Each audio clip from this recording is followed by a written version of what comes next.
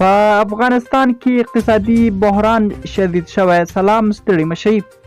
امریکا غږ انګلیسي افغانستان کې د نوي حکومت د یو کلن ماموریت په اړه راپور جوړ کړی دی او وایي چې امنیت ښه دی خو اقتصادي وضعیت د خلکو ملامته کړې ده.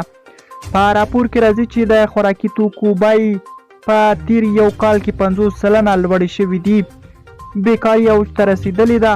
پر افغانستان اقتصادي فشارونه دوام لري او د دغه هیواد اقتصادي وضعیت د جدي اندېښنې وړ دی.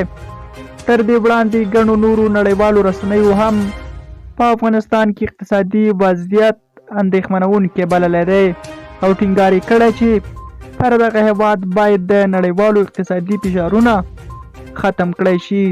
درنو لیدونکو له اورېدو مو مننه.